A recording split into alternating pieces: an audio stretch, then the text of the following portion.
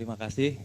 Jadi waktu 2011 itu Habib dan kawan-kawan, seorang yang saya kenal, saya tahu pribadi, jurnalis senior New Lubis aja kaget begitu almarhum Jose Rizal masuk tuh. Jose Rizal FPI gitu. Jadi maksudnya wah, kaget, apalagi saya. Dan kebetulan saya punya tanda kutip pengalaman personal sama FPI karena salah satu buruh yang saya advokasi namanya Ibu Rosdiana. Suaminya dulu kakinya putus gitu, diurusi oleh almarhum Jose Rizal di RSCM saat itu. Jadi nama anaknya dinamai oleh Jose Rizal gitu. Nah, jadi begitu 2011 saya kan waktu itu ya namanya kena framing Habib. Jadi saya langsung datang ke sini tuh udah bawanya misuh-misuh gitu maksudnya. Di situ ada Faira Idris, saya ingat, sama Uni Lubis lah, saya ingat saya. Tapi saya lihat pemaparannya jauh dari yang selama ini saya tidak sangka gitu maksudnya. Semua pertanyaan-pertanyaan yang insinuatif gitu bisa dijawab oleh Habib dengan sangat clear gitu, kristal clear, jernih gitu. Dan saya jadi, oh iya memang betul, musuhnya FPI ini saya waktu itu berkesimpulan pulang dari situ, ya memang media gitu maksudnya. Saya tidak menemukan satu nuansa yang saya selalu baca, saya dapatkan dari media-media mainstream. Jadi itu perkenalan dulu kawan-kawan.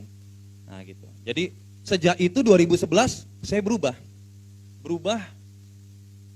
Ada yang salah dalam selama ini saya pemahaman sebagai seorang saya beriman kepada Yesus Kristus gitu. Jadi saya salah nih selama ini. Terus saya mencari tahu. Ternyata Habib ya di battle gitu sekolahnya gitu kan gitu, dan itu luar biasa. Saya termakan mentah-mentah sejak itu 2011 sampai dengan sekarang.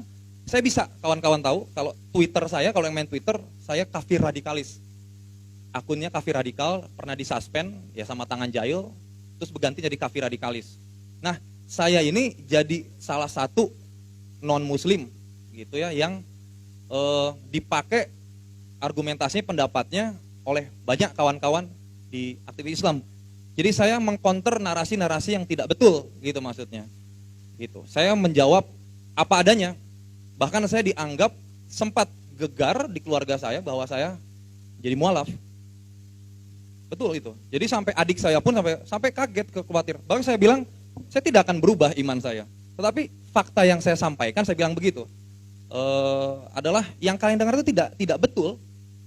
Dan saya boleh dicek, Habib, saya itu kafir radikal, jadi saya terbuka nih. Tadi saya bilang kawan, diminta berbicara kan? Jadi saya terbuka nih, mungkin malam ini mungkin baru yang punya Twitter, oh ini akun kafir radikali. Saya konsisten selama 9 tahun menghalau semua narasi-narasi Islamfobia. Bahkan saya bikin kesal tokoh-tokoh politik, karena pendapat saya dipakai. Gitu. Saya juga belajar teologi soalnya, Habib. Nah itu, jadi kawan-kawan, saya mau nyampaikan perkenalan saya. Jadi saya ini sudah 9 tahun sebenarnya tanpa kawan-kawan tahu, dan saya baru muncul nih, terbuka. Saya itu, jadi kalau yang main Twitter kafir radikalis ya, nama saya pilih kafir radikal.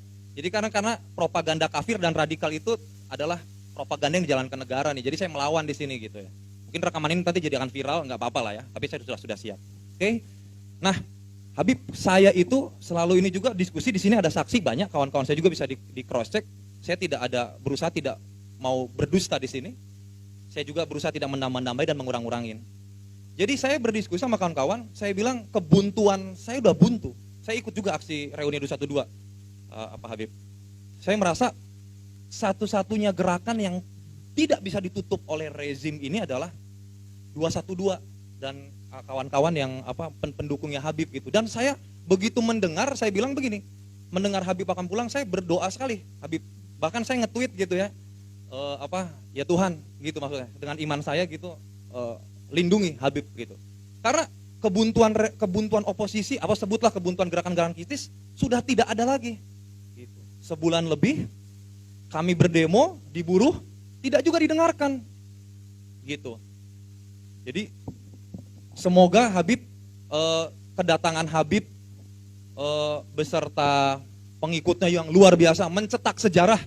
Tidak pernah ada satupun aksi massa, saya itu pengamat aksi massa, tidak pernah dalam kamus NKRI tidak pernah ada aksi massa menyambut seorang tokoh sebegitu luar biasanya Habib, gitu maksudnya.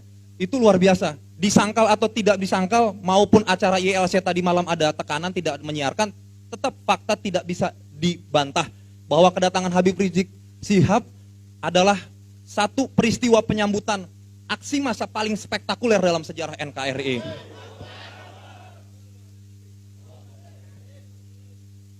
Lalu saya beberapa kali, Habib, ini terakhir dari saya pernah, saya tidak mau berpikir menambatkan pemikiran saya ke sendiri gitu. Saya cari jangkarnya. Salah satu yang saya ajak ngobrol adalah saya 2 kali berkesempatan ke rumahnya Rocky Gerung. Nah, begini saya tukar pikiran, tanpa pikiran tertukar, saya mendapatkan satu hal yang betul makin menguatkan bahwa yang didengung-dengungkan selama ini saya menganggap akal sehat itu Rocky Gerung pakai Monas, monumen akal sehat.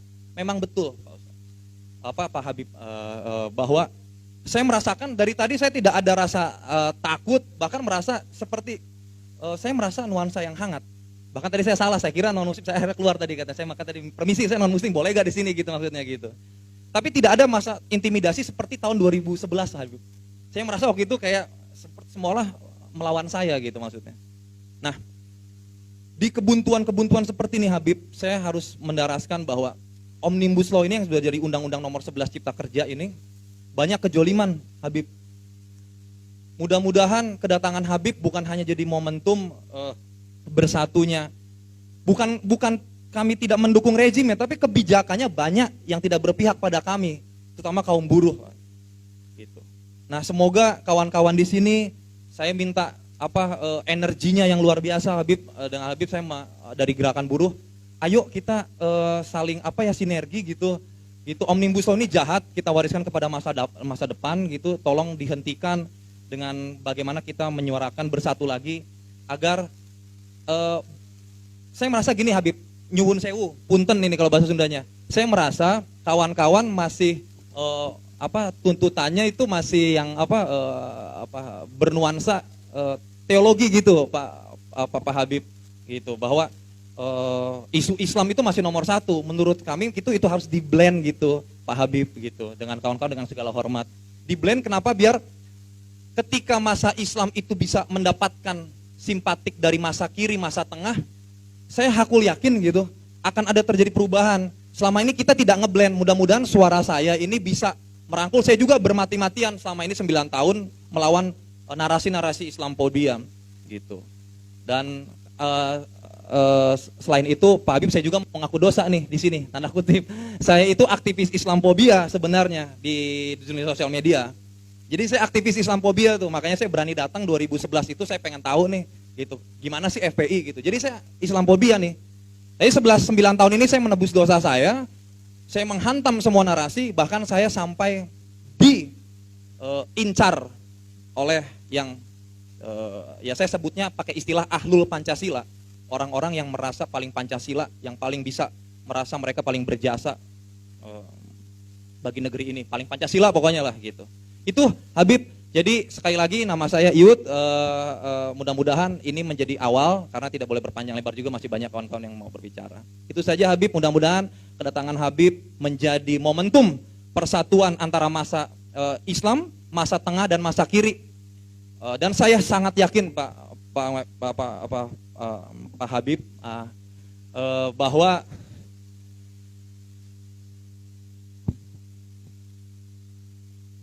Tuhan yang saya sembah bersama kawan-kawan di sini juga bersama Habib Rizik Syihab. Perjuangan kita belum selesai. Semoga Pak Habib Rizik sehat-sehat selalu, dijauhkan dari tangan-tangan nakal rezim. Juga yang terakhir, selalu menyuarakan keras lantang, karena itu yang saya sukai dari Habib. Saya terinspirasi dari bagaimana cara Habib itu nggak tedeng-tedeng aling gitu. Semoga tidak kena delik undang-undang ITE juga. Itu saja Pak Habib. Maaf saya panjang lebar. Terima kasih. Salam sejahtera bagi kita semua. Terima kasih Pak Yud. Nah ini semua bisa lihat di sini. Alhamdulillah kita duduk di sini ya ikhwan. Saya sudah tekankan tadi siang kita ada pertemuan di sini. Saya sampaikan kepada semua bahwa al-adlu lil jami, bahwa justice for all, bahwa keadilan untuk semua, bukan hanya semua manusia, bahkan untuk semua makhluk. saudara, semua makhluk sampai tumbuhan, binatang sekalipun harus diperlakukan dengan adil. Apalagi manusia, apapun agamanya, apapun sukunya, apapun golongannya, saudara, wajib kita memperlakukan semua manusia dengan adil. Jadi nggak usah khawatir, Mas Yud, FPI sudah sekian puluh tahun memang di briefing betul, dididik betul laskar-laskarnya untuk selalu menjunjung tinggi keadilan. Jadi kami bukan musuh umat beragama, kami bahkan bukan musuh pemerintah, bukan musuh TNI, bukan musuh Polri, kami musuh kezaliman, kami musuh kemunkaran. Kemudian soal tadi mungkin sedikit saya garis bawahi, FPI begitu juga kawan-kawan di PKS sebetulnya selama ini bukan hanya memperjuangkan urusan agama, bukan hanya memperjuangkan urusan teologi. Tapi karena memang kami adalah organisasi Islam, PKS juga partai Islam, sehingga media-media itu sudah terlalu lama memframing seolah-olah FPI hanya berurusan soal teologi. Padahal di FPI ini kita punya badan ahli front yang mengkaji semua masalah. Bahkan sebelum ribut-ribut soal Omnibus Law, FPI sudah gelar lebih dulu sejak bulan Januari kita sudah gelar aksi, sudah gelar demo untuk menolak Omnibus Law. Karena kita sudah mendapat bocoran apa isinya, bagaimana arahnya, karena kita juga punya kawan-kawan di DPR yang memberikan informasi.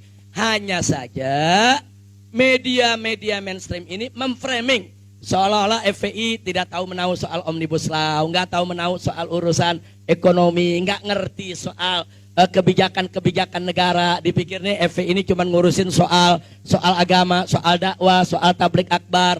Nah maka itu sekali lagi memang framing media sangat jahat ya kawan.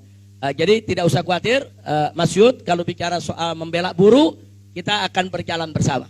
Nggak usah khawatir, kita semua saudara akan memperjuangkan nasib rakyat Indonesia termasuk nasib para buruh. Bahkan PKS yang ada di samping kami pun insya Allah akan tetap bergandeng tangan dengan kita untuk membela semua rakyat Indonesia. Takbir, sallu ala nabi.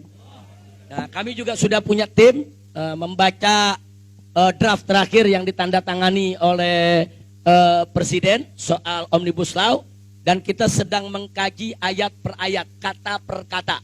Nah, sebab FPI ini punya kebiasaan, dia tidak akan bersuara sebelum dia baca. Dia tidak akan bergerak sebelum betul-betul dikuasai materinya. FPI ini nggak bakal mengajukan apapun, apakah itu keberatan atau menerima sebelum kita memahaminya secara komprehensif. Alhamdulillah tim itu saat ini dipimpin oleh Pak Haji Munarman yang kebetulan punya kapabilitas dan kemampuan dalam soal bidang hukum maupun ketenaga kerjaan. Insya Allah nanti bisa kita kaji bersama, kita bisa berjuang bareng. Insya Allah, amin ya rabbal